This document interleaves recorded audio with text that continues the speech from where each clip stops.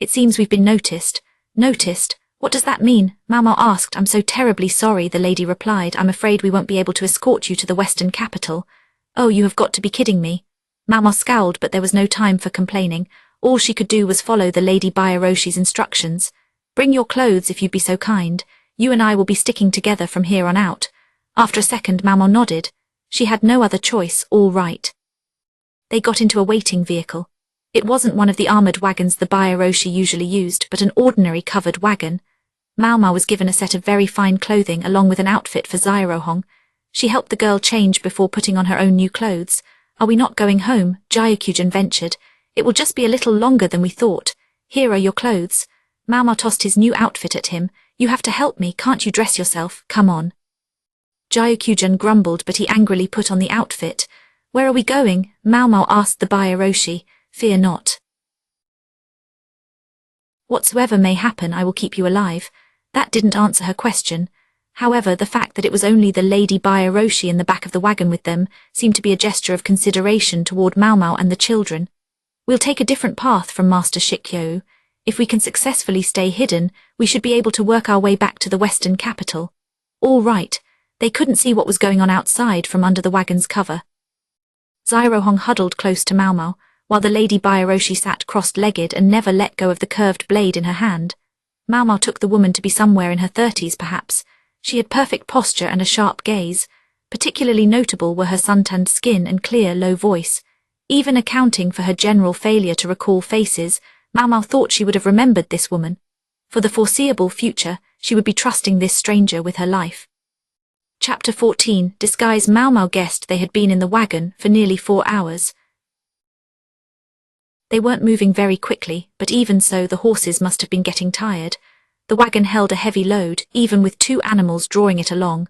On any ordinary trip it would certainly be time to let them rest. At the moment Maomao saw no sign of a rest. Did that mean someone was chasing them? Are we there yet? Are we there yet? I'm tired, Gyokujin groused. He was lying with his arms and legs spread out in the middle of the wagon. Maomao said, ignoring him as she looked outside. That was when the wagon came to a clattering halt. Maomao caught her breath. The Lady Bayaroshi asked the driver, why did you stop? Surely we can let the horses rest for a spell. You can see they are staring at us, they're desperate for a drink, the driver replied. Maomao looked out and found that the 2 horses pulling the vehicle did indeed seem to be giving them dirty looks. All right, the Bayaroshi said. She came into the back and told Maomao they would rest at the next village. She said, the 3 of you will go into the village. Your cover story is that you are a mother and her children. Why should we have to play pretend? Take me home, I command you, Gyokujin said, agitated. He had managed to dress himself, which was great, but he had folded the front over the wrong way. Maomao had to make him take it off and do it right. You won't be able to go back to the western capital for a while. You could, but they would tie you up and throw you in jail. Do you want that? The woman spoke politely, but her eyes said she was telling the absolute truth. You think they could do that to me? My father would never let them get away with it. It's on Master Shikyo's orders. Gyokujin went silent, but his eyes brimmed with tears and he stuck out his lower lip. Much as it satisfied Maomao to see him squirm, she was in the same position as he was. Will people believe these 2 could be my kids? She asked, looking at Xiaohong and Gyokujin. They did not look much like her, and she wasn't old enough to have 2 children their ages. Women commonly have children at a younger age in Ise province than in the central region. If anyone says they don't look like you, just say they take after their father. They might have different coloured hair, but Gyokujin and Xiaohong were cousins, so they somewhat resembled each other. The Lady Bayaroshi wasted no time and pulled out some cosmetics. Another thing women do here is wear makeup. A little bit will go a long way in helping you blend in. She started working with a practiced hand. She was an artist and Maomao's face was her canvas. The base she used wasn't pure white, but had a red tint, making Maomao's skin look a bit more like the locals. Question, Maomao said. Would it really not be better for us to go directly back to the western capital? She said, I can't imagine our going home would have that much of an impact on anything. She was very curious about what these people had been so desperate to hide that they would confine her for days. But she couldn't imagine what it might be, which meant she couldn't tell Jinshi either. Perhaps Chu had put in a good word for them, and that was why they hadn't been killed to shut them up. There's a reason we can't send you home right now, but it's not for Master Shikyo's sake. It's for the Moon Princess. For what it's worth, I sincerely regret that you got wrapped up in this. It was for Jinchi. That left Maomao even more confused, but there was nothing to do but go along. Thoroughly made up, Maomao now looked several years older than her real age. Careful work to her eyes and eyebrows gave her a passing resemblance to her children. She had to admit she was impressed. When they got to town, they not only changed their horses for 2 new ones, but they also got an entirely new wagon. They also hired a second driver, a large man who likely served as a guard as well. The wagon displayed the Byairoshi's crest.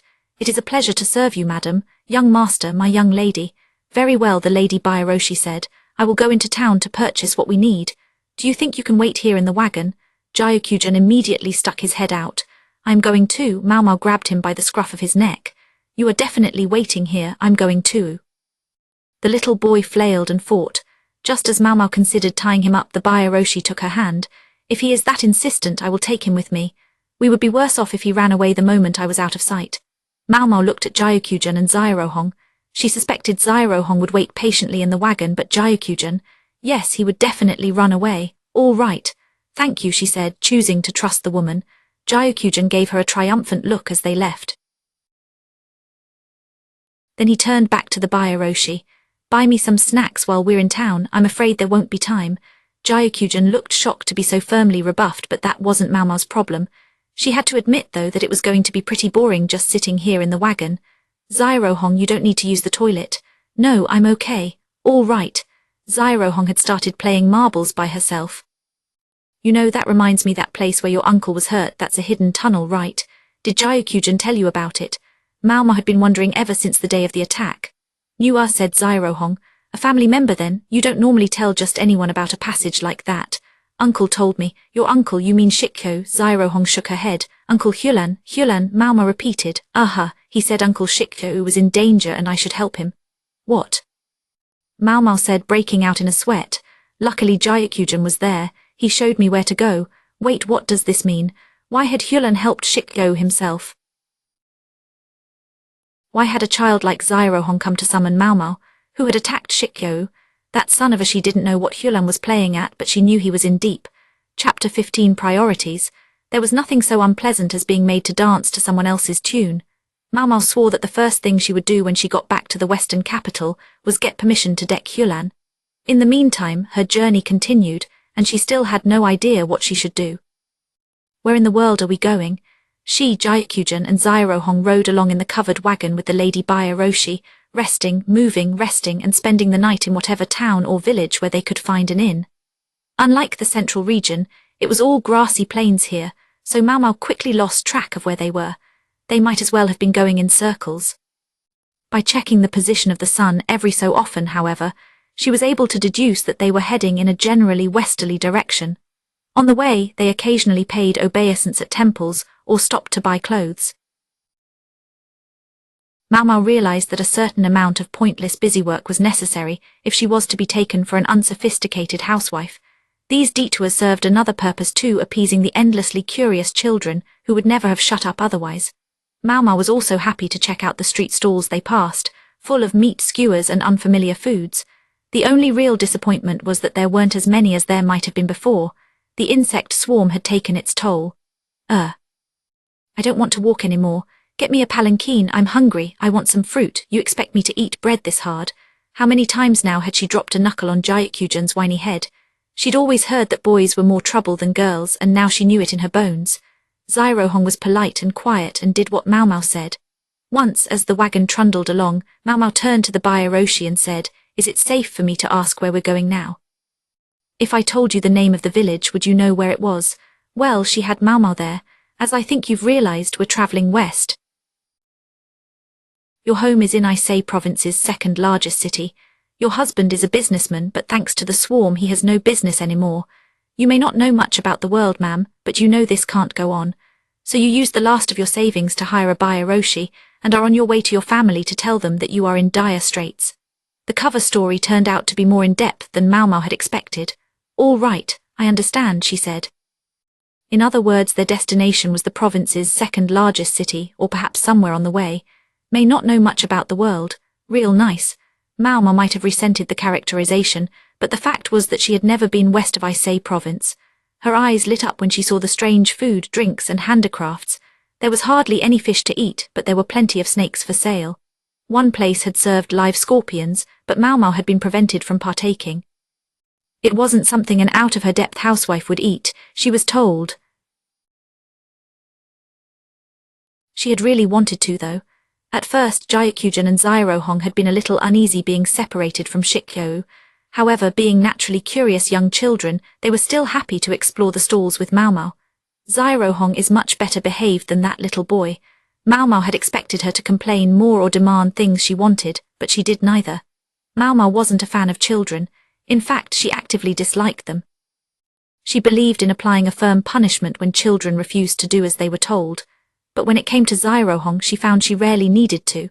She felt like she was dealing with an adult, if anything. Maomao couldn't help wondering how Zyrohong had been raised. Is it just me, or does Zyrohong get all the attention around here? Gyokujin asked her, glowering. Why should I fuss over you? Would it make you feel better if I patted you on the head and said there? Come here, I will pat your head so hard your hair will come out. No way, that is not what I meant. Maomao fussed over Gyokujin, all right, like tickling his sides as mercilessly as she could. The Lady Byaroshi turned out to be right. Nobody seemed to question the story that Maomao, Gyokujin, and Zyrohong were a family. In addition to changing the tone of her skin, they added some blemishes around her eyes, much like how she did her freckles. Zyrohong's light hair lent credence to the story that her father had foreign blood, and explained why she didn't look like her mother. As for Gyokujin, he looked enough like Zyrohong to pass as her brother. I can't say you seem very intimidated by any of this, the Byaroshi said as they ate one day. They were at a small restaurant with 9 tables that sat 4 people each. The second floor doubled as an inn, and the place would even groom the horses for them. Why should I be? It is not every day you get a chance to see the interior, Maomao replied. They would have to travel the same road whether she was anxious about it or not. It was better then to take it easy until they came face to face with their problems. Maomao dipped some bread in a lamb stew and took a bite. It was meaty but not very salty. For vegetables, there were a handful of root vegetables and garlic chives. Water was by and large too precious to drink. Instead, there was a wide variety of alcohol. Despite the extra expense, they ordered water for Gyokujin and Zyrohong. I want a grape water, Gyokujin said. Well, there isn't any, but I want it. Gyokujin had a bit of a temper and was quick to whine when things didn't go his way. Every time Maomao slammed him with a knuckle, though, he burst into tears. She wished he would hurry up and learn his lesson. It seems awfully empty around here, Maomao said, looking around the restaurant. I agree, the Byaroshi replied. The building was quiet. Maomao thought the place had been built because this area was a trade center. However, the swarm of insects had impacted more than just the food supply. It had also struck at trade, the economic heart of this region. That might also explain why the few customers there all seemed to be in a bad mood. She did not think any of them looked like the brawling type at first glance. She observed one person sitting in a corner, nursing some alcohol. They had been glancing in the direction of Maomao's party for a while now. Perhaps they were trying to decide who to target. Maomao's table had just 2 women and 2 children at it. They did have the pair of drivers who doubled as bodyguards, but they made it a point not to eat at the same time. Unfortunately, a small party of women and children might as well have been carrying a sign that said, "Please rob us." Maybe we should hire some more Byaroshi, Maomao suggested. There should be another guard I can trust in the next town. This meant the Lady Byaroshi did not want to take on just anyone. No unknown quantities. Maomao got the distinct impression that this Byaroshi, woman or not, would be a force to be reckoned with. Maybe we should have at least one of the drivers eat with us. Having a man at the table would give people a different impression of them. A lot of people in Ise province think it's inappropriate for a woman to share a table with a man from outside her family. In other words, it wouldn't play to their cover. I'm going to have to make preparations for our move to the next town. I'll leave one of the guards with you. Don't come out of your room. Understood. Maomao would have liked to explore this area a bit, but she was going to do as the Byaroshi said. They were a long way from the central region and safety was not guaranteed. I know it's boring just to wait around. Read a book or something, the Byaroshi said. A book? Sure. The only book Maomao had with her at the moment was the scriptures from where she'd been confined. It had simply appeared in the covered wagon. She thought Zyrohong had brought it. Maomao wasn't particularly interested in the holy text, but with nothing else to do she began to read it. Naturally, Gyakujin started bullying Zyrohong, so much for reading quietly. The Byaroshi returned a couple of hours later. She had been shopping in addition to everything else and carried a large bag with her. She did not look very happy. Maomao had grown tired of reading and was playing with Zyrohong. The best they could manage were marbles played with shells and stones, or cat's cradle games that passed the time but did little else. Gyakujin had huddled in a corner, perhaps his head hurt from Maomao smacking it. "You don't look like you have good news," Maomao said. "I'm afraid not. The plan was to meet my comrade in the next town, but he seems to be off the trade route at the moment, and I couldn't get any information on him." The Byaroshi placed the large bag in front of Maomao. "Off the trade route?" Maomao asked, opening the bag as she spoke.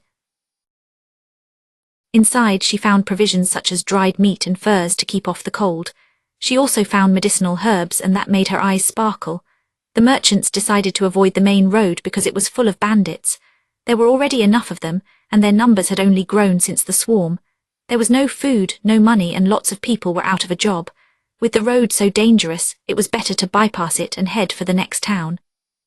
The bandits might be starving, but if they stole all the food from all the merchants, soon there would be nothing left to steal. Some of them weren't thinking that far ahead, but I thought there was a Byaroshi agency that you could trust in the next town. Maomao was positively grinning as she laid out the herbs. All her caution had turned to medicine. The other woman shook her head. "I said I knew a guard there, not another Byaroshi." Oh, right, it was true. She hadn't specified a Byaroshi. Maomao sniffed the herbs carefully. Zyrohong copied her but quickly pressed a hand to her nose and turned away. The herbs were very pungent. "You know," Maomao said, "I've been starting to wonder. Hasn't it been long enough that it should be safe to return to the Western capital? I can't be sure of that right now. My mission is to send you home only once the danger is completely past. I can't send you back on a whim." The Byaroshi sounded very firm. Maomao still didn't understand exactly why she was dragging them all over creation, but on this point at least Maomao sensed that she was telling the truth. "Unfortunately, I'm also not sure what to do if we can't make contact with my friend in the next town. I'm considering going there anyway, understanding that it will entail some danger. What do you think?" Maomao, now checking to make sure the herbs were dry, groaned. "It doesn't sound like I have much of a choice. We are going to run out of money if we just keep wandering the back roads of Ise province. It does take a bit of the load off my shoulders to hear you say that." From the folds of her robes, the Byaroshi produced a small jar. It was a delicately glazed piece hardly larger than the palm of her hand. "What is that?" Maomao asked. She put down the herbs and squinted at it. "It is a nerve toxin. It cannot stand up to much heat, so do not get it too warm if you would be so kind." "You gathered snake venom without me. I would have helped." Maomao took the jar and gave it a gentle shake. She heard a faint splish. She could only imagine how many snakes the woman must have caught to gather so much venom. Snake venom was less stable than mineral poisons and readily lost its potency, particularly when heated. Maomao had learned that from a book and had confirmed it by her own experience. "I'm impressed you guessed it was snake venom. You'd be surprised how easy it is to come by at the butcher's. In this inland area, fish was rare. Snake tasted similar and was rich in valuable nutrients." "Any scorpion in there?" Maomao asked. "A few drops, yes." Maomao realized the Byaroshi was serious. The more varieties of poison there were in a concoction, the more difficult it was to devise an antidote. "Take this too." The Byaroshi handed her a needle wrapped in cloth. The needle was fixed in place so that as long as the cloth was wrapped around it, it could be carried safely. "If anything happens, prioritize your own life. So in other words, no matter what, survive. Is that it?" Even the Byaroshi was telling her if she had to kill someone to do it. Chapter 16. The Liar. Ever since he had heard that Maomao had gone to see Shikyo, a cloud had hung over Jinchi as he did his work. "Perhaps I might suggest a brief rest, sir." Gaeshan was trying to be considerate, but rest was the last thing Jinchi wanted. "You think I could sleep?" he asked. "A politician is one who can sleep no matter the circumstances." Fair enough, but Jinchi was not enough of an adult for his reason to be able to overmaster his emotions. He thought he was doing very well to keep working. At first they said she would be back within a few days, but how long had it been now? 10 days, sir. What was taking so long? He knew perfectly well the reason. He was taking his frustration out on Gaeshan. 10 days before, when Jinchi met with the emissary from the kingdom of the Rai people, the matter of the kingdom's 4th prince had come up. It wasn't explicit, but that was almost certainly what they had been talking about. If someone in the line of succession was in another country, a country that wasn't even particularly friendly, that was a serious problem. This situation was hardly better for Lee than it was for the Rai people. They had sent an emissary uninvited, but anything that happened might be taken as a provocation. Gyuku-o would have tried to force the matter through. He probably wouldn't even have deigned to meet the emissary. But Jinchi did things differently.